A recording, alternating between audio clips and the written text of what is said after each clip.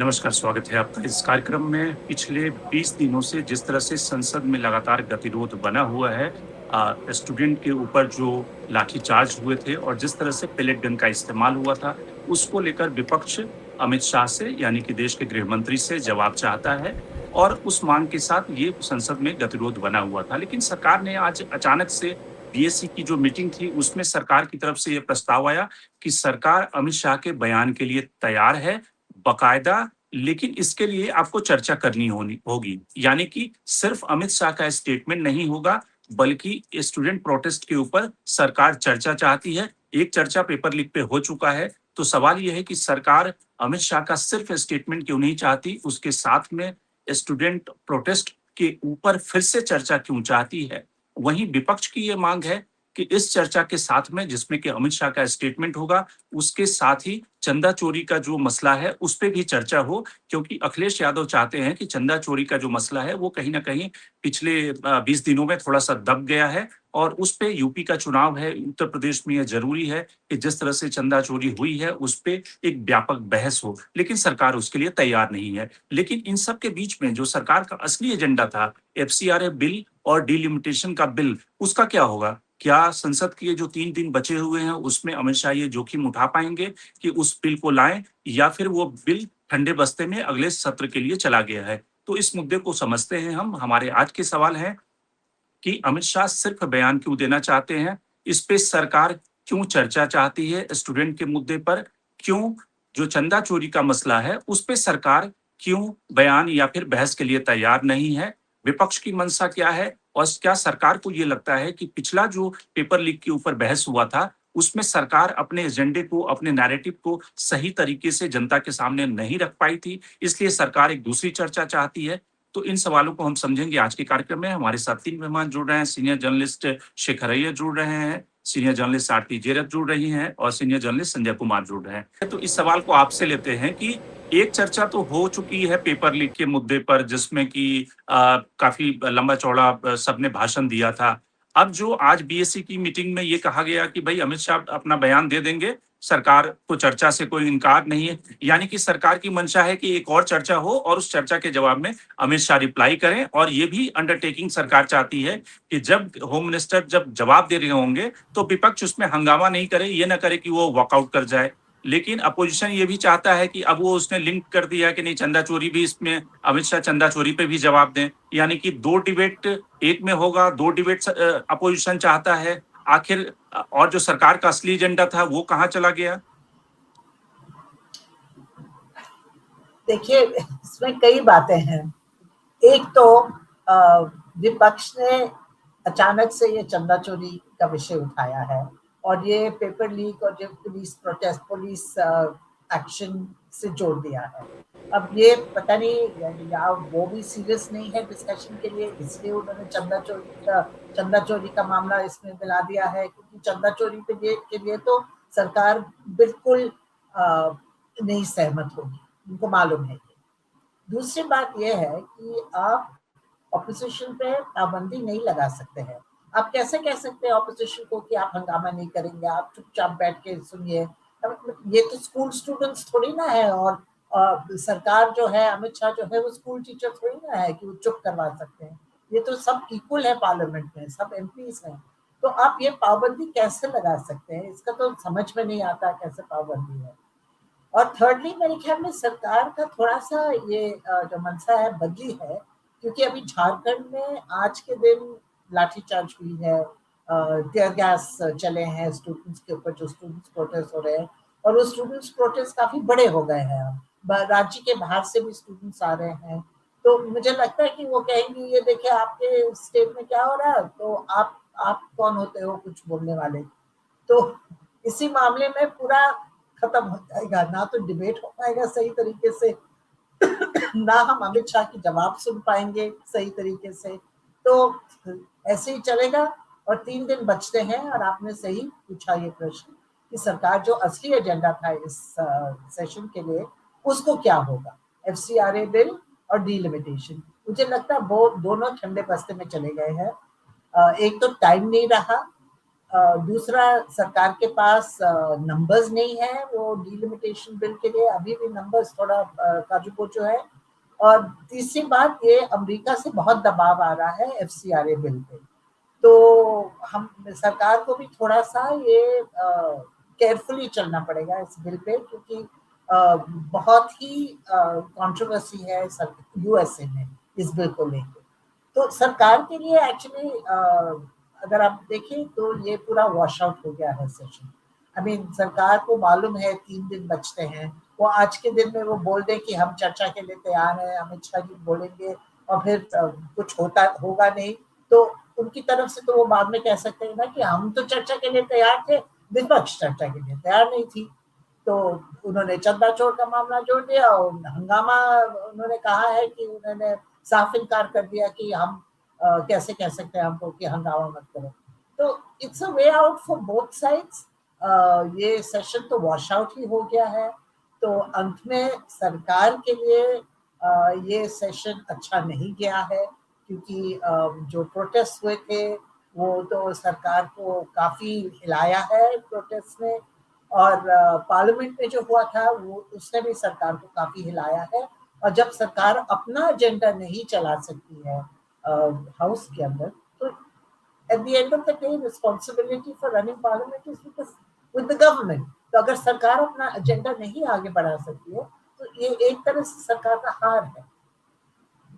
शेखर, ये जो सरकार की प्रायोरिटी थी कि एफसीआरए बिल और डिलिमिटेशन, जिसके लिए अप्रैल के महीने में सारी टूट फूट हुई, आपको लगता है कि 3 दिन का जो विंडो बचा है उसमें अब ये सरकार उन बिलों को ला पाएगी? और जिस तरह से एफसीआरए पे अपोजिशन है, या सरकार के लिए भी एक चुनौती है कि भाई आने वाले दिनों में मणिपुर में और गोवा में इलेक्शन होने हैं अगले साल, और जिस तरह से डीएमके को वो कोशिश कर रहे हैं कि डीएमके को इस बिल पे थोड़ा सा डाइल्यूट करके या स्टैंडिंग कमेटी या सेलेक्ट कमेटी में भेज के वो डिलिमिटेशन पे डीएमके सपोर्ट कर दे। लेकिन अब तो 3 दिनों के विंडो में मुझे लगता है कि एफसीआरए अगर स्टैंडिंग कमेटी में चली गई तो डिलिमिटेशन फिर अगले सेशन तक के लिए आ जाएगा। और इस बीच में लगता है सरकार को कि थोड़े से ब्राउनी पॉइंट स्कोर करने की जरूरत है स्टूडेंट प्रोटेस्ट पे। जिस तरह से सरकार की थोड़ी इमेज डाइल्यूट हुई और जिस तरह से रांची में जो कुछ हो रहा है ऑप्टिक्स, तो एक डिबेट करा के जिसमें अमित शाह स्टेटमेंट दें और फिर सारी चर्चाएं हो रांची के स्टूडेंट पे, सरकार अपोजिशन को घेरे, अपोजिशन उसका जवाब दे, तो इस तरह की पॉलिटिक्स मुझे लगता है कि इवॉल्व होती हुई दिख रही है। देखिए, एफसीआरए को लेकर सरकार भी अपनी स्ट्रेटेजी बदल रही है, वो तो बड़ा साफ आ रहा है। और जितने स्टेक होल्डर्स हैं उनको भी कन्वे किया गया है कि सरकार अभी इसमें कोई जल्दबाजी नहीं है, इसको रिड्यूस करके फिर स्टैंडिंग कमेटी भेज देंगे ये। और उसमें भी आपने देखा होगा, आज जो भारतीय एम्बेसडर हैं अमेरिका के, उन्होंने भी काफ़ी ट्वीट करके वहाँ एक्सप्लेन किया है कि इसको लेकर जो मिसअंडरस्टैंडिंग है वो पूरा डिटेल दिया है एफसीआरए, और कैसे ये इस तरह की कानून बाकी देशों में, कम से कम 8 देश में, अमेरिका में भी है कि बिना पे अमेरिका, कई कंट्रीज हैं जहाँ पे ऐसे पैसा नहीं आ सकता बिना स्टेटेड ऑब्जेक्टिव। यहाँ पे जो जो कंट्रोवर्शियल क्लॉज है वही है भाई, आपके अगर डी रजिस्ट्रेशन हो जाए तो आपकी संपत्ति सरकार टेम्पररी ले सकती है, वही मेन उसी क्लॉज पे है। कंटेंशन है। बाकी जो उसी पे एमएसडी साहब उसी कह पे रहे हैं वो तो पीआई के फैक्ट चेक एक तरह से वो दे रहे थे। मेन जो हाँ, ऑब्जेक्शन है यहाँ तो पे कि वो भाई किसी ने भी डोनेट किया उसकी संपत्ति सरकार ले लेगी। अगर रजिस्ट्रेशन कैंसिल हो जाए, वो थोड़ा कंट्रोवर्सी, सबसे ज़्यादा वही आपत्ति उसी पे है। और सरकार की अभी तक की जो सिग्नल्स है कि इसको हम कर देंगे। अब बात आती है डिलिमिटेशन को लेकर, आपने देखा होगा कि कुछ दिन पहले ये बात भी आई, भाई हम एक स्पेशल सेशन बुला लेंगे डिलिमिटेशन को लेकर। नो, डिलिमिटेशन में ये विपक्ष पार्टियों की स्टेटेड स्टैंड कुछ है, अंदर में और कुछ है। आज भी देखे एनसीपी के कोई एमपीज जाके शरद पवार के एमपीज मिले प्राइम मिनिस्टर से। देखिए, जो पार्टियां सत्ता पे नहीं है, जो जो एक्सपेक्ट कर रहे हैं कि भाई अगले ये सीटें बढ़ जाएगी तो हमारी संख्या बढ़ जाएगी, जो पार्टियां अभी सत्ता में नहीं है या चुनाव हारे हैं, जैसे डीएमके, डीएमके का स्टेटेड स्टैंड एक है लेकिन अप्रोच दूसरा है। तो ये पार्टियां चाहेंगे भाई आप इसको या स्पेशल सेशन बुला के करो, क्योंकि जो भी करना है जल्दी करना है, नहीं तो वैसे ही आपका विमेन्स कोटा तो है ही कानून में, फिर आप सेंसस के बाद डिलिमिटेशन करो, फिर डिलिमिटेशन कमीशन बनाओगे, फिर वो कमीशन। देखिए, राहुल गांधी और कांग्रेस का जो रियल रीजन जो है ऑपोजिशन का, वो ये डिलिमिटेशन को लेकर नहीं है। उनका है कि भाई मोदी सरकार होते हुए अगर कॉन्स्टिट्यूंसी की नक्शा बदल दी जाएगी तो हो बिल्कुल। सकता है वो हमारे जो वोटर बेस है वो सब इधर उधर हो जाएगा, तो हमें फायदा नहीं होगा, number one. Number two, Congress के अंदर वो कॉन्फिडेंस नहीं है। अगर मान लीजिए संख्या बढ़ जाए, 543 में ही दिक्कत हो रहा है कांग्रेस को। अब 540 जितना भी माहौल सरकार के खिलाफ हो या कांग्रेस के पक्ष में हो, कांग्रेस जो भी सोचे, क्योंकि उतना तो नहीं होगा कि भाई वो एकदम हाफ वे मार्क तक पहुंच पाएंगे तो 2029 में भी। तो कांग्रेस नहीं चाहती भाई जो होना है इसी में होना है, और हम जब आ जाएंगे फिर देख लेंगे डिलिमिटेशन, क्योंकि कांग्रेस के अंदर वो कॉन्फिडेंस बढ़ रही है कि हम ही आ रहे हैं, अगर अगला पीएम ये है राहुल गांधी है, तो ये कॉन्फिडेंस आ रही है। और दूसरी बात, अभी ये जो छात्रों आंदोलन झारखंड में होने के बाद अब लग रहा है कि भाई ये सब जगह हो रहा है, कोई भी शासित सरकार हो, और वहां पे तो एग्जाम के लीकेज नहीं है झारखंड में, उससे सीरियस है, नौकरियों को लेकर है।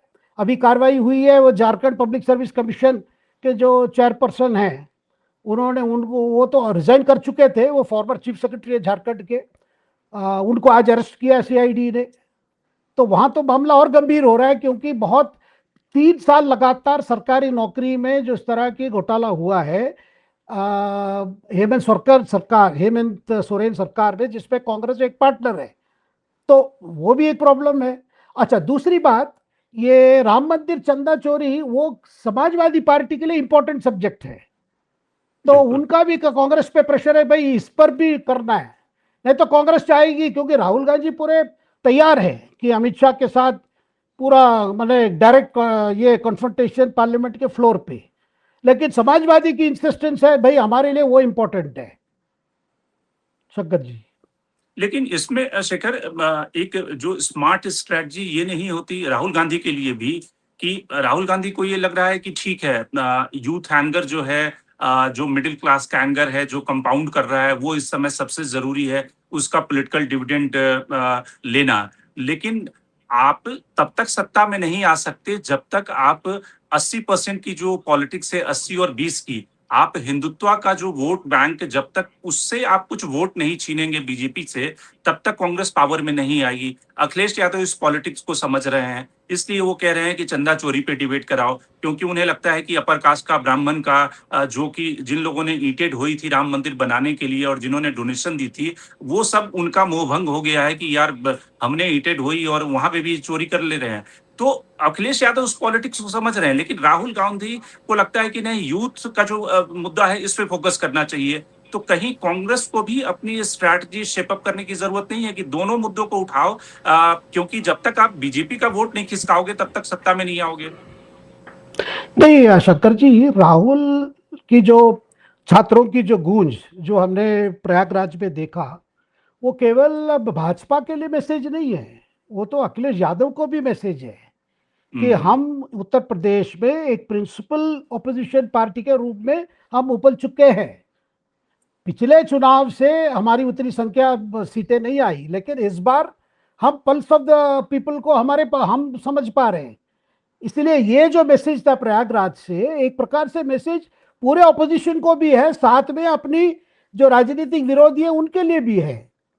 तो लेकिन इसमें जो झारखंड कहानी है वो अलग हो गया है। देखिए, झारखंड कहानी थोड़ा जैसा लग रहा है भाई अपने पूंछ में भी आग लगी है, ये तो अलग स्टोरी चेंज हो गया है अभी। जी संजय, आप कैसे देख रहे हैं कि ये जो पार्लियामेंट में जो सरकार की स्ट्रैटेजी है कि सरकार शुरुआत में अप्रैल के महीने में पूरा उन्होंने अपना रिसोर्स लगाया कि भाई नंबर्स इकट्ठे करो डिलिमिटेशन बिल को पारित कराने के लिए, सरकार अब जो है उलझ गई स्टूडेंट प्रोटेस्ट में, अब उनका डिलिमिटेशन का जो पूरा एजेंडा था वो डिरेल होता हुआ दिख रहा है। वैसे में सरकार को लग रहा है कि अब तो जी माहौल खराब हो गया है, तो स्टूडेंट प्रोटेस्ट से ही कुछ गेन कर लो, इसलिए डिबेट कराओ, झारखंड को थोड़ा सा सरकार अपोजिशन को कॉर्नर करने की कोशिश करेगी।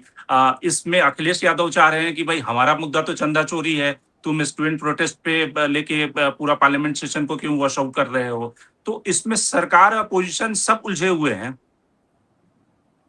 देखिए, उलझी हुई सरकार है। सरकार एक रास्ता ढूंढ रही है कि कैसे इस पेचीदगी से वापस बाहर निकले, कैसे जो ये कॉम्प्लिकेशंस आ गए हैं और एक एग्जिट रूट नहीं मिल रहा है, ऑनरेबल एग्जिट रूट नहीं मिल रहा है, उससे कैसे निकले। सरकार को लग रहा है कि झारखंड एक अपॉर्चुनिटी देता है, एक ऑनरेबल एग्जिट देता है कि कम से कम विपक्ष को कॉर्नर करके हम बाहर निकल सकते हैं। इसीलिए वो अभी अमित शाह एग्री हो रहे हैं कि पार्लियामेंट के पटल पे इसका बहस हो, जिसमें तीनों दिन निकल जाना है बहस में, उसके बाद ये पार्लियामेंट सेशन खत्म हो जाना है। वो चाह रहे हैं, और ये इसमें एक कोशिश ये है कि कॉर्नर करे कांग्रेस को भी कॉर्नर करे, जो हाई मोरल ग्राउंड सीजेपी के प्रोटेस्ट के बाद और अभी स्टूडेंट मोबिलाइजेशन के बाद ले रही है।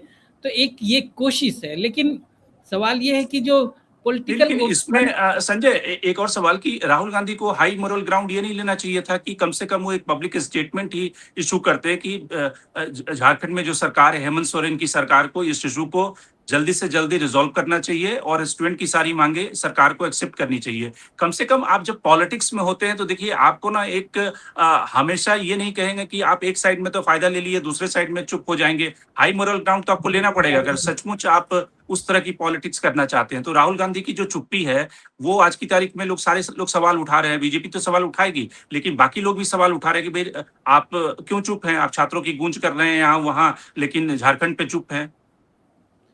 देखिए, मेरे ख्याल से राहुल गांधी ने स्टेटमेंट जरूर दिया है झारखंड के ऊपर, जब इंस्टाग्राम पोस्ट पे, और जब वो 2-3 दिन पहले दिया है। सवाल वो नहीं है। सवाल देखिए, राहुल अगर प्रोटेस्ट आज झारखंड में हो रहे हैं, क्या राहुल गांधी विषय हैं उसके? क्या Rahul Gandhi target of attack हैं उस प्रोटेस्ट के? Despite being in the government, क्या राहुल गांधी कांग्रेस पार्टी उस टारगेट पे है? नहीं, टारगेट वहाँ की गवर्नमेंट है, सेंट्रल गवर्नमेंट है। अभी भी गुस्सा सेंट्रल गवर्नमेंट पे है, लोकल गवर्नमेंट पे है, लेड बाय हेमंत सोरेन, लेकिन अप्रोच अलग है। वहाँ के प्रोटेस्ट को आप देखिए, आप भी समझ रहे हैं, हम भी समझ रहे हैं, जो एक कोशिश है कि झारखंड में जो प्रोटेस्ट चल रहे हैं उसको despite all the reconciliation efforts, वो को एक तबका चाह रहा है कि प्रोटेस्ट चलते रहे, जिससे अपोजिशन पे ये दबाव बनते रहे। वो वहाँ की झारखंड के प्रोटेस्ट में जो पॉलिटिक्स आ गया, वो प्रोटेस्ट में जो पोलराइजेशन है, एक जो रणनीति है कि विपक्ष को कैसे कॉर्नर, अब वो साफ दिखने लगा है। अब वो जिस हिसाब से ये लेन देन हो रहा है प्रोटेस्ट, तो वो अलग चीज है। लेकिन एक जो मेरा ये कहना है, लेकिन उस एंगल से तो फिर तो आप जंतर मंतर को भी डिस्क्रेडिट कीजिए कि भाई झारखंड में प्रोटेस्ट में I didn't use the word discredit. मैं ये कह रहा हूँ कि देखिए, एक जो कोशिश है, एक जो बीजेपी के जो एक ग्रुप है, वो कोशिश है कि झारखंड का प्रोटेस्ट प्रोलॉन्ग करे। सरकार ने काफी मांगे मान ली है, उसके बावजूद भी एक तबका चाह रहा है कि उसको खत्म करे, लेकिन एट द सेम टाइम एक तबका नहीं चाह रहा कि इसको खत्म करे, इसको प्रोलॉन्ग करे, ये नेशनल कॉन्शियसनेस में बना रहे और ये प्रिक करे अपोजिशन को। ये कोशिश है, बीजेपी की कोशिश है। कहाँ तक वो सफल होंगे वो देखने वाली बात है। लेकिन यहाँ पे ये है कि जो अटेंशन, कोशिश ये है बीजेपी की दिल्ली में कि जो अभी हम अमित शाह पे जो अटेंशन है, उससे हटकर, उससे शिफ्ट होकर दूसरे तरफ चला जाए, ये कोशिश है। अब वो सक्सेसफुल होंगे, मीडिया, मेन स्ट्रीम मीडिया काफी कोशिश कर रही है कि जो उसको हाईलाइट किया जाए, उसको एकदम फ्रंट में रखा जाए। आप किसी भी वेबसाइट पे मेन स्ट्रीम मीडिया के, चाहे उनके चैनल्स पे देख लीजिए, जो कवरेज जो उन्होंने कॉकरोच जनता पार्टी के में जो कवरेज नहीं किया, उससे ज्यादा कवरेज अभी झारखंड के प्रोटेस्ट पे कर रहे हैं। तो आप एक सीधी एक रणनीति, सोची समझी रणनीति देख रहे हैं और लोग समझ रहे हैं चीजों को। आपको क्या लगता है, जो यूथ इतना प्रोटेस्ट करने आए वो समझ नहीं रहे, और झारखंड में जो प्रोटेस्ट कर रहे हैं वो नहीं समझ रहे। तो ये मेरा ये कहना है। तो कोशिश ये है कि अमित शाह की अभी भी वो उस राजनीति को वो राजनीति साधने की कोशिश कर रहे हैं कि किसी ढंग से ये एंगर मैनेजमेंट किया जाए, इश्यू को एड्रेस नहीं किया जाए। जो आज आज एंगर है यूथ में, उसको आप किसी ढंग से डिसिपेट करें, एड्रेस नहीं करें। अमित शाह इसीलिए लास्ट 3 डेज में, अब खत्म होने आया सेशन, तो अब आगे अपना बयान देने रिजिजू के द्वारा बयान दिलवाते हैं कि वो विलिंग है। आपको बयान दिलवाने की क्या जरूरत है? आप पार्लियामेंट में, you are every day there in the parliament, आप आ सकते हैं पार्लियामेंट में, अटेंड कर सकते हैं, सिंपल आप आ जाइए पार्लियामेंट में, पार्लियामेंट चलने लगेगा, आप आ जाएंगे। आप स्टेटमेंट इशू कीजिए कि क्यों अटैक हुए स्टूडेंट्स पे, आपने क्यों इतना फोर्स इस्तेमाल किया स्टूडेंट्स पे, जो आरोप है उस पर बयान दीजिए। As a home minister of the country आपको, यू आर रिस्पॉन्सिबल, आपको देना पड़ेगा जवाब। और विपक्ष पकड़े हुए इस मामले को, अमित शाह अगर सोच रहे हैं कि उनके लिए कोई एग्जिट रूट हो जाएगा, इजी वे आउट हो जाएगा, मुझे नहीं लग रहा कि ये इजी वे आउट होगा। और जहां तक दूसरे मुद्दे की बात है, एफसीआरए और डिलिमिटेशन की, तो उनको अब ये भी, अब जिस हिसाब से ये डिफेंसिव है BJP government, they also realise कि डिलिमिटेशन इनके लिए भी एक जंजाली बन जाए। अब 545 एमपीज आप संभालने रहे हो, 850 का एमपीज, तो वो तो आप तो मछली के बाजार बना देना उसको। कौन कब बोलेगा? आप 3 से 5 दिन आप डिबेट करवाओगे एक ही इश्यू पे? अब बहुत सारे चीज है, बहुत सारे इश्यूज है जो ये अभी ये सोच रहे हैं कि जो डिलिमिटेशन का ये हवा छोड़कर, बैलून छोड़कर, वो किसी भी ढंग से इसको लोगों को अपना उलझा कर रखे, अपने डिबेट में, डिस्कशंस में, डिस्कोर्स में रखे उलझा कर। लेकिन मेरे ख्याल से उसमें अब वो भी सफल नहीं होते दिख रहे हैं, क्योंकि मोटी बात ये है कि बीजेपी के हाथ से अब नैरेटिव निकलता जा रहा है। They are not setting the tone, वो रिएक्शनरी है, अब रिएक्ट कर रहे हैं अपोजिशन के मूव पे। When you start reacting to the opposition move, that means you are defensive. अब आपके हाथ में सारे तीर नहीं है। शेखर, ये जो संजय कह रहे हैं कि ये एक ठीक बात है कि बीजेपी नैरेटिव सेट करती है और जिसमें कि अपोजिशन उस नैरेटिव के हिसाब से आगे बढ़ता था अब तक 12 सालों में। लेकिन ये पहली बार हो रहा है कि सरकार जो है वो एक तरह से रिएक्ट कर रही है। संसद में भी सरकार ये दिख रही है कि लगातार किरण रिजिजू बार-बार अपोजिशन को एंगेज कर रहे हैं। ये अच्छी बात, डेमोक्रेसी की खूबसूरती यही होनी चाहिए कि अपोजिशन और सरकार दोनों एक दूसरे के साथ डायलॉग करके संसद को चलाएं। लेकिन वो ट्रेंड हमने देखा नहीं था, ये नया ट्रेंड देखने को मिल रहा है, जिससे कि लगता है कि सरकार डिफेंसिव है। लेकिन जो असली कोर प्रॉब्लम है, जिससे कि सरकार के ऊपर एक तरह से इस स्टूडेंट प्रोटेस्ट में जो छात्रों का गुस्सा है, जो मिडिल क्लास का गुस्सा बांकीपुर में दिखा, वो क्या एड्रेस हो रहा है? अभी भी गिरिराज सिंह एक फोटो ट्वीट कर रहे हैं कि राहुल गांधी एक शिप पे बैठे हुए हैं, उसमें एक लड़की बैठी हुई है, एक लड़का बैठा हुआ है। उस फोटो को ट्वीट करके उनको लग रहा है कि हेडलाइन मैनेज हो जाएगा। अभी भी गुरुमूर्ति पुराने सीजेपी के कौन-कौन से ट्वीट को निकाल के सामने रख रहे हैं कि सीजेपी और इस आंदोलन को डिस्क्रेडिट करो। आपको लगता है कि रियल जो इश्यू है, सरकार को गंभीरता से उस एंगर को कम करने के लिए लॉन्ग टर्म सॉल्यूशन पे सोचना चाहिए, ना कि ये सब पुराने मेथड से लोग ऊब चुके हैं। उनको लगता है कि अच्छा, सरकार का तो ये सब एजेंडा ऐसे हथकंडा होता ही, ये सरकार ऐसे करेगी, एफआईआर दर्ज कराएगी, जेल भेजेगी, फलाना होगा। इससे कोई बहुत ज्यादा फर्क लगता है आपको होगा, या सरकार कुछ कर रही है? जो मैसेज आपको आरएसएस के सरसंचालक ने मुंबई में जो इंटरेक्शन में एक प्रकार से सिग्नल कर दिया, एक प्रकार से वो बीजेपी के लिए और सरकार के लिए भी मैसेज था, भाई ये एंटी नेशनल है, इनकी बात सुननी चाहिए। अगर मुझे पता नहीं क्या हुआ उधर जंतर मंतर में, अगर प्रोटेस्ट ये जो जो अगर हमारे जो नए जनरेशन और कुछ कह रहे हैं, हम उनको ही विश्वास करना चाहिए। तो देखिए, कई तो मैसेज चला गया अभी कि अभी तक आप जिस तरीके से हैंडल कर रहे थे वो हैंडल ठीक नहीं है। तो आप देखिए, बार बार ऐसी समय में आपने देखा होगा आरएसएस हमेशा एक स्टैंड लेती है, और ये बीच बीच में पिछले 12 साल में जब से बीजेपी सत्ता में आई है, आरएसएस की तरफ से एक मैसेज हमेशा है कि आप हमको बीजेपी के दृष्टिकोण से मत देखिए और बीजेपी को हमारी दृष्टिकोण से मत देखिए। तो ये जो सरसंचालक मोहन भागवत जी का एक एफर्ट था या इनिशिएटिव था, वो अपने आप में बीजेपी टॉप लीडरशिप के लिए एक प्रकार के वार्निंग भी है। भाई देखो, अभी तक जो हो रहा है कि मिसहैंडल हुआ ही है, और इसमें किसका क्या ट्वीट है तो अलग बात है। लेकिन आपने देखा प्राइम मिनिस्टर की आईआईटी दिल्ली की जो एड्रेस, और कई चीजें हो रही है, अब बीजेपी की तरफ से भी शुरू हो जाएगी, जैसे ये अधिवेशन खत्म हो जाएगा, ये सेशन, और हम देखेंगे प्राइम मिनिस्टर की अगस्त 15 एड्रेस है रेड फोर्ट से, लाल किला से, उसमें भी काफी मैसेजेस हमें मतलब एक सिग्नल तो दिया जाएगा। देखिए ये एक चैलेंज है, इसमें कोई ये नहीं है कि जिस तरह हुआ, और जैसे कहते हैं कि गवर्नमेंट कॉट नैपिंग, यानी आप सोते हुए पकड़े गए। पार्टी को भी समझ नहीं आया, इसको भी, प्रशासन को भी समझ नहीं आया कि एक्चुअल ग्राउंड में कैसे ये हुआ, कैसे गैदर किया, वो असली कारण क्या है, हमारी एजेंसी किस विषय को लेकर अपसेट है, अब सिस्टम में क्या है। देखिए पढ़ाई से लेकर नौकरी तक, अगर झारखंड में नौकरी को लेकर इतनी गुस्सा है, सारे पढ़ाई व्यवस्था, सिस्टम, क्वालिटी ऑफ एजुकेशन, क्या हम पढ़ रहे हैं उसके बाद क्या हमें मिलेगा, जो इनसिक्योरिटी है हमारी नौजवान के अंदर, हमारे स्टूडेंट्स के अंदर, वो सामने आया है। ये क्यों आया है, इसको आप कोई स्टेटमेंट बाजी से आप डाइवर्ट नहीं कर पाएंगे, क्योंकि ये रियल इश्यूज है, ये ब्रेड एंड बटर इश्यूज है। इसको मुझे नहीं लगता कि बीजेपी जैसा पार्टी इसको कोई मूर्खता दिखा के इग्नोर करेगी। मतलब एक तो कॉट नैपिंग है, अब दूसरा इसी लाइन पे जाने से फिर तो और दिक्कतें होगी, जब आपके मोहन भागवत जी स्वयं आपको बता दिए भाई आप गलत रास्ते पे हो, क्योंकि मोहन भागवत जी का पूरा मैसेज उन्हीं के लिए था। जो आप करने अभी भी सोच रहे हैं, हम कर रहे हैं, हम आगे बढ़ रहे हैं, क्योंकि देखिए हमेशा हमें पहले भी देखा है, जब वाजपेयी की सरकार में भी आपने देखा संघ का अपना लाइन होता है, सरकार हमारी रहे ना रहे, चुनाव आए ना जाए, वो अपने करते रहते हैं।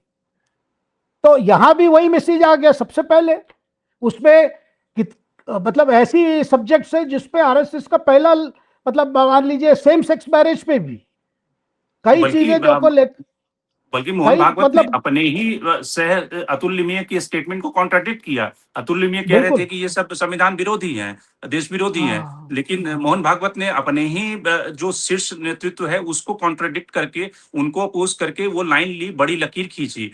लेकिन कई बार शेखर ये भी होता है कि जो इकोसिस्टम जो होता है कि ठीक है, प्रधानमंत्री इस गंभीरता को समझ रहे होंगे, मोहन भागवत समझ रहे हैं, अमित शाह समझ रहे हैं कि भाई ये एंगर काफी बड़ा है, इसको चैनलाइज करने की जरूरत है। लेकिन जो इकोसिस्टम कई बार आपने तैयार किया होता है 12 साल में, वो इकोसिस्टम को लगता है कि उसकी कंडीशनिंग ऐसी हो जाती है कि या तो वो बेकाबू हो जाते हैं, कि वो किसी के बश में नहीं रहते, या फिर उनपे असर कम होता है। क्या वैसी स्थिति दिख रही है कि ये गिरिराज सिंह, कंगना रनौत और तमाम जो ऐसे नेता हैं जो कि एक कंडीशनिंग जिनकी हो गई है कि विपक्ष को, नेताओं को जो भी कोई बात कह रहा है उसको ट्रोल कहना, उसको देश विरोधी कहना, उसका मजाक उड़ाना, वो अल्टीमेटली तो बीजेपी को या प्रधानमंत्री को नुकसान पहुंचाएगा।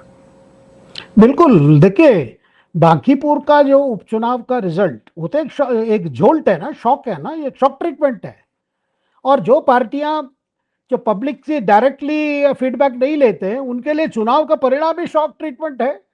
बांकीपुर का रिजल्ट कोई साधारण विषय नहीं है कि एक उपचुनाव हार गए, ये बहुत बड़ा मैसेज है। और उसमें देखिए शंकर जी, हम मैं बार बार कह रहा हूं कि उसमें कई बातें उसमें जुड़ी है, आरक्षण को लेकर, आरक्षण जिस तरह इंप्लीमेंट हो रहा है, कई बातें हैं उसमें, क्योंकि यहाँ पे जंतर मंतर में भी कोई एक इश्यू नहीं था, कई इश्यूज इसमें थे। जितने हमारे नई पीढ़ी, जितने मन में कई बातें हैं गए, उसमें तो होमोजेनिटी नहीं है। केवल होमोजेनिटी है वो जो लोग, मतलब जो जेंसी कहा जाते हैं, जो 1990 के बाद जिनका जन्म हुआ, यानी 2000 के बाद जिनका जन्म हुआ, वो लोग थे उधर। लेकिन उनके अंदर में कई इश्यूज है, कई इश्यूज है उसमें। तो ये तो चुनौती सबके लिए है। ठीक है, ये चुनौती विपक्ष के लिए भी है, सरकार जो सरकारी मतलब सत्ताधारी पार्टियों के लिए है। और कोई पार्टी अगर इसको इग्नोर करे या इसको राइड रफशॉर्ड करे तो नुकसान।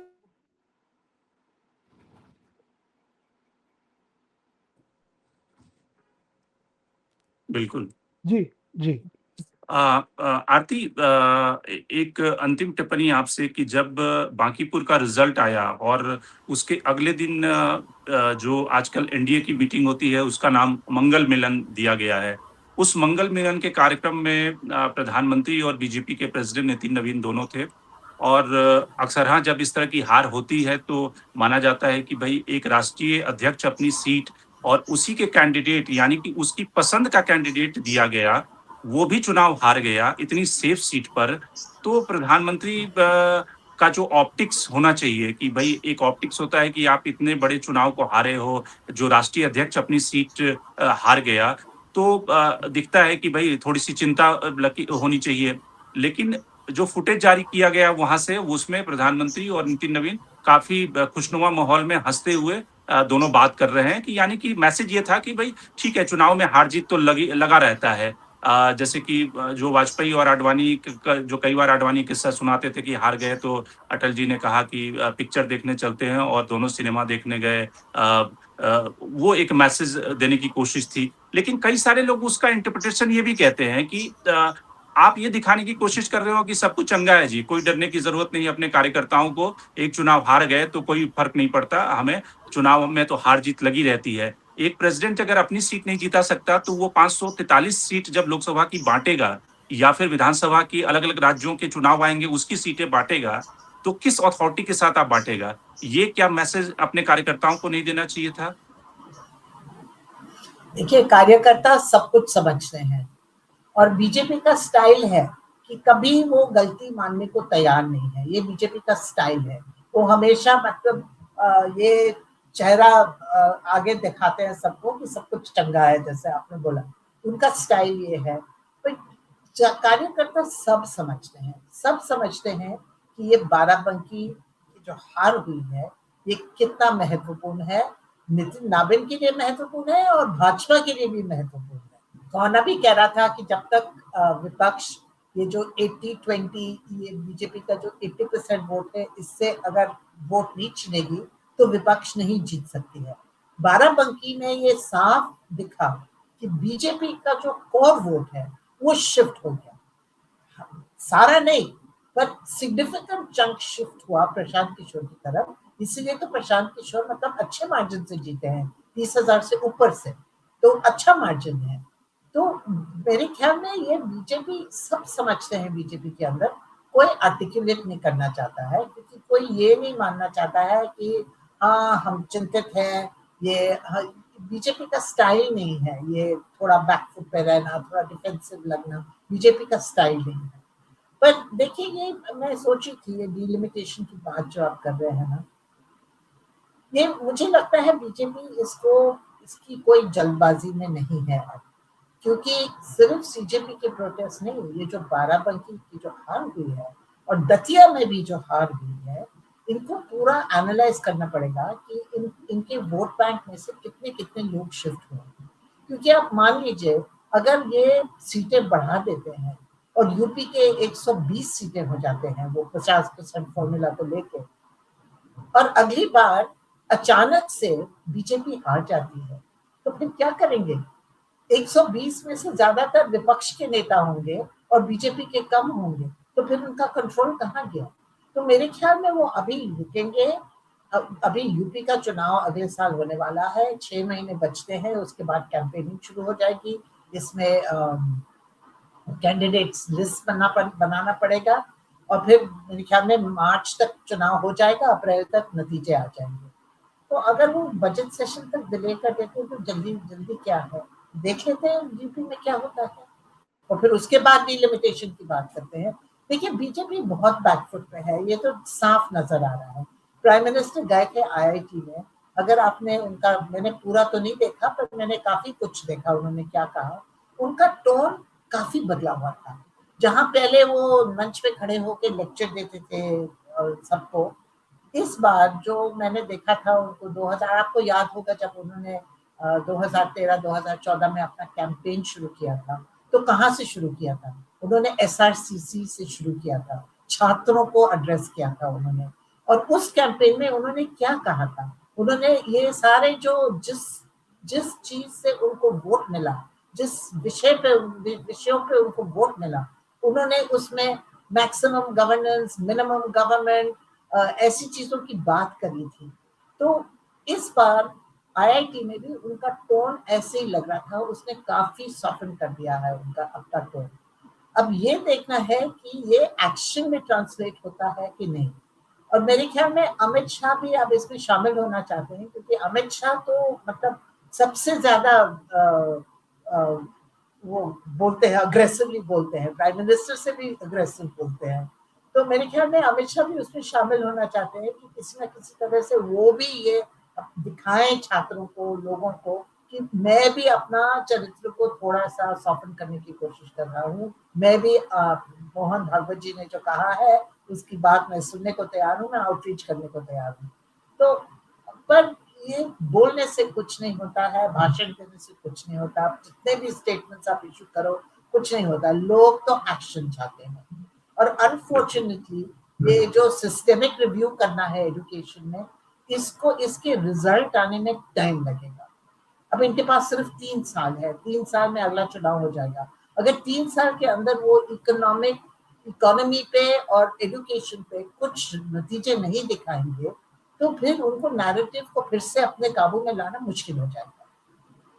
बिल्कुल। तो आज के कार्यक्रम में शिखर जुड़े आपका बहुत-बहुत धन्यवाद। आरती जी आपका भी बहुत-बहुत धन्यवाद। संजय आपका भी बहुत-बहुत धन्यवाद। सरकार के सामने जो सबसे मुश्किल सवाल है कि न केवल नैरेटिव बचाना है, बल्कि सरकार को एक्शन, जिसका कि मोहन भागवत ने अपने संवाद में जिक्र किया कि एजुकेशन के ऊपर 6-7% राशि खर्च होनी चाहिए, और सरकार जो छात्रों के मुद्दे हैं, सहमति के ज़रिए, डायलॉग के ज़रिए, संवाद के ज़रिए उन मुद्दों को सुलझाने की कोशिश करे। सवाल ये है कि सरकार सिर्फ ऑप्टिक्स का खेल खेल रही है, या फिर छात्रों की असली जो मुद्दे हैं, जो अनएम्प्लॉयमेंट की प्रॉब्लम है, एजुकेशन रिफॉर्म का मुद्दा है, उन सबको भी एड्रेस करेगी। और साथ ही क्या सरकार इस सेशन में दोनों जो सरकार के क्रूशियल एजेंडे हैं, सरकार वो लगता है कि उसको ठंडे बस्ते में डाल रही है, क्योंकि अब सिर्फ 3 दिन बचे हैं, और 3 दिनों में सरकार को लगता है कि थोड़े से पॉलिटिकल पॉइंट गेन करने की ज़रूरत है। जो लेजिस्लेटिव एजेंडा है, वो कभी बाद में भी पूरा किया जा सकता है। तो आज के कार्यक्रम में इतना ही। देश और दुनिया की बाकी खबरों के लिए आप बने रहिए नेटवर्क से।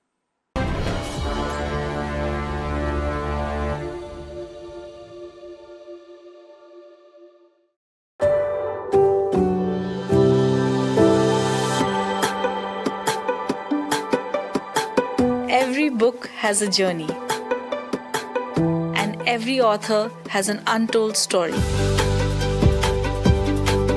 Behind every powerful book lies curiosity, courage, and countless conversations.